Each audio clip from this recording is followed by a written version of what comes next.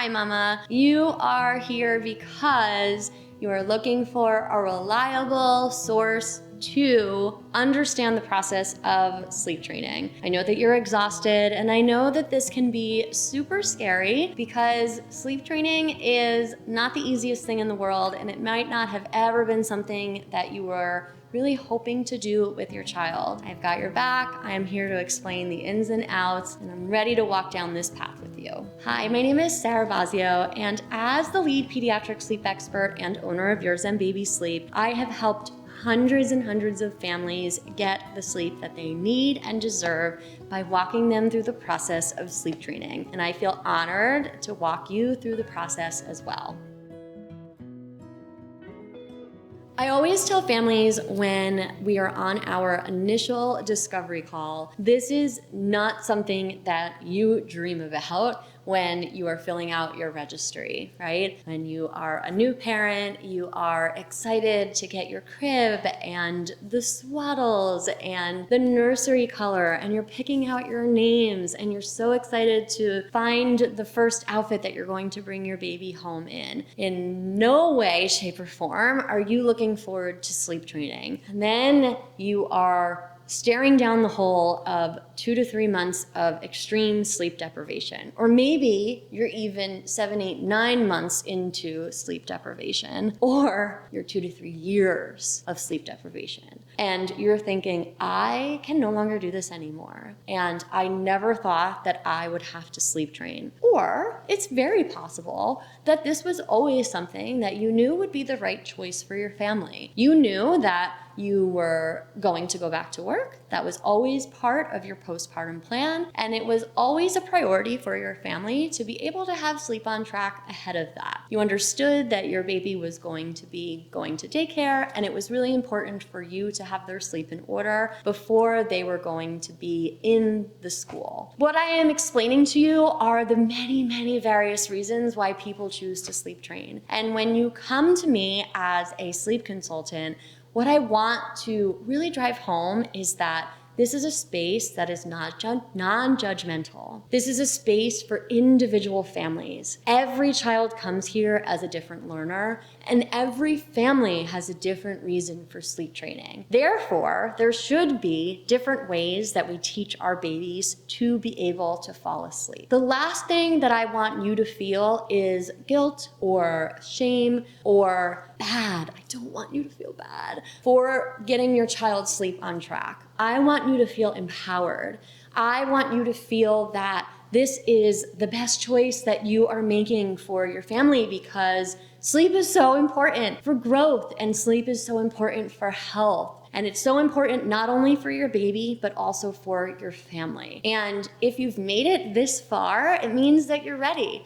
And if the way that you've been sleeping up to this point is no longer sustainable, then you are in the right place to be able to begin the process of sleep training. This is going to be a really great resource to understand the steps and procedures for gradually sleep training your baby using the timed-checked method. Let's start with setting the scene first. I want to make sure that your baby is at least 4 months of age, because at this period, we know that the circadian rhythm has developed appropriately and they are developmentally ready to be able to be sleep trained. We know that their biological clock has turned on and they likely have the skills of independent sleep. Next, your sleep environment. I want to make sure that your sleep environment is sleep-inducing. This means that whether you are still room sharing with your baby or if you choose to put them in their own nursery, we are using a blackout environment. So get really, really good blackout shades. I want to make sure that you are as close to cave-like dark as possible. I like to be a little loosey-goosey here. You don't need to make sure that you can't see your hand in front of you. I think that's so extreme, so hard to achieve, and really induces a lot of anxiety. Just get good blackout shades and make sure that there's not a ton of light streaming through, okay? Just,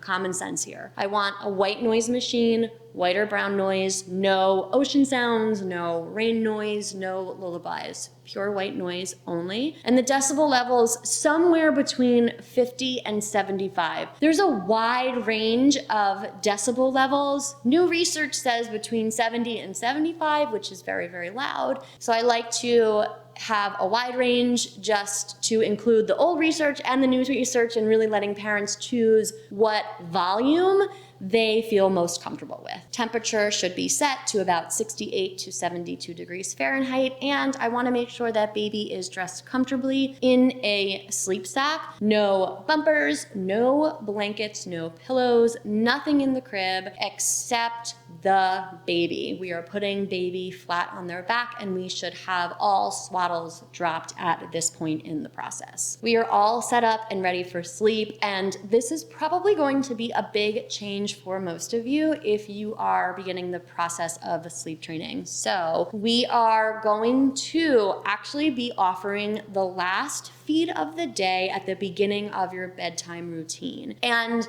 in general, we will be beginning the bedtime routine around 6:30 or 7 o'clock, which may be shifting much earlier than what you were offering at this point. The reason why we want to offer the last feeding at the beginning of the bedtime routine is because we will be putting your baby in their crib completely awake at the end of the bedtime routine. We do not want them to fall asleep at the breast or the bottle. We want them to be very, very awake. So we will feed them at the breast or the bottle, and we want to feed them in a light and bright room. You can do this in the nursery. You can choose to do this in your living room. It really doesn't matter. Then go about the regular routine. So you will then do your bath, you'll do your PJs, you will read them a book, you'll snuggle, you'll do what you usually do. Really no longer than 20 minutes it should take. At the end of the routine, they should be wide awake, and this is when you will put them inside of their crib, and we will begin the time checks. You put the baby in the crib, you say, "I love you, I will be back to check on you." You go to leave the room, turn the lights out, turn your sound machine on, close the door behind you. This is where your baby might be okay. If they're fussing, it's all right. You can just let them fuss, watch through the monitor, see what they are doing. As soon as they start to cry, I want you to set a timer. You will set a timer for 2 minutes. At the end of the 2 minutes, if they're still crying, this is when we go back in to check on them. When you're checking on them, we're gonna keep it brief, and we're going to offer reaffirming phrases. I love you, you're doing a great job, perfectly okay, mommy's here. Rub their cheeks, rub their belly. If they're older and they've flipped to their belly and they're belly sleepers, rub their back. Do not pick them up, because this can be really confusing. They might assume that you've picked them up to now nurse or feed or rock them to sleep, and they might be really upset when you put them back down. So out of fairness for them, we're gonna keep them in the crib the rest of the time. After about 30 to 60 seconds, you'll leave the room. It's likely that they're still going to be crying at that point. The purpose of the check is to make sure that they know we're here. They know we're supporting them. We have not left them. However, we are giving them a new way to fall asleep. Our support has changed from this to now us supporting cribside. Support can look different. It does not always have to be physical support. We can provide different types of support for our babies, and this is what sleep training is. We are going to be outside the door setting our timer for 4 minutes. At the end of the 4 minutes, if the baby's still crying, we go in and we comfort, and then we do the round for 30 to 60 seconds, we leave. Then at the end of 6 minutes, if the baby's still crying, we go in, we comfort and soothe, we leave. And at the end of 8 minutes, we go in, comfort, soothe, and leave. On night 1, you will just use 8 minutes for the remainder of the night until they fall asleep. Let's talk about some expectations. The length of time that it takes for babies to fall asleep really is very individual. I am better able to gauge the amount of time it will take for a baby to fall asleep when I know specific circumstances, meaning how old the baby is, what their previous sleep association was, what their previous skills are, right? So a 4-month-old starting this process might typically take about 30 minutes to understand the process of falling asleep independently. A 18-month-old using this process might take an hour and a half to fall asleep independently. There's a really wide range of skills. What I want you to know is that it should not typically be level 10 screaming hot mess express for 2 full hours for any child. That generally we don't see. And if you are experiencing that, something's off. There's something wrong, and I don't know if I would recommend to continue. Or if you are experiencing that, that's when I probably would say it might be a good idea to reach out to a professional like myself to get an expert eye on the situation, because something is amiss. You might need some tweaking in order to really help your child receive the best results from the sleep training process. If your child wakes up overnight, you repeat the process. So if they fell asleep in an 8-minute timer at bedtime, you use that 8 minutes to wait before you go in and check overnight. If they are not crying anymore, like let's say they wake up and they are not crying at 6 minutes and they've fallen back to sleep, you don't check. Let's say they soothe themselves at 6 minutes but aren't asleep and you're running an 8-minute timer, I would not check, right? They're not upset at 8 minutes, so I would just stay out. That means that they've self-soothed. That's the learning opportunity we're looking for when we are sleep training. We're looking for learning opportunities. We want them to understand that it's okay. They're totally safe. They're safe, they're comfortable, there's structure. They know we come back when they're upset, right? And they know we come back every morning to see them, to get them, to love them, to hug them. We are here all of the time, and it is okay for them to be able to sleep in this new way. There are ways to incorporate night feedings during the sleep training process using timed checks. Again, this is something that is pretty specific to the individual child. Also something that I would want you to talk to your pediatrician about. So if you need help with night feedings, I would love if you would contact me personally and I can help guide you through that process, because I wouldn't want it to affect the outcome of sleep training. And what about night feedings, right? Can you sleep train and still have night feedings? Yeah, you can. Generally, I see that babies might still need night feedings while sleep training around 4 or 5 months, maybe 6 months. By that time, it's generally rare. So if you still need to incorporate a nutritionally necessary night feed because your pediatrician is recommending it, we can do that while we are sleep training. That's something that I would need to make a personal recommendation for, though, and I would need to have specifics for your child's schedule and their daytime feeds and pediatrician recommendation, like I said. So I would need to work one-on-one with you in that case, which means I would love for you to reach out and book a call with me and have a chat so that I can help you one-on-one. You will use the same process for naps during the day, and you are going to increase the time by 2 minutes for the next night. So night 2, you would do 4, 6, 8, 10.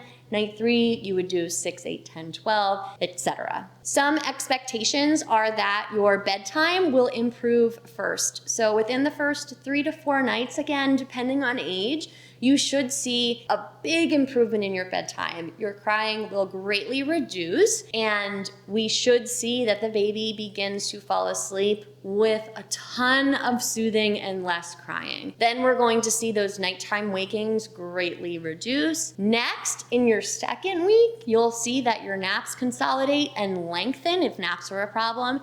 And then if you have any residual early morning wakings, those are really annoying and they're kind of stubborn. So that might take a little while to resolve.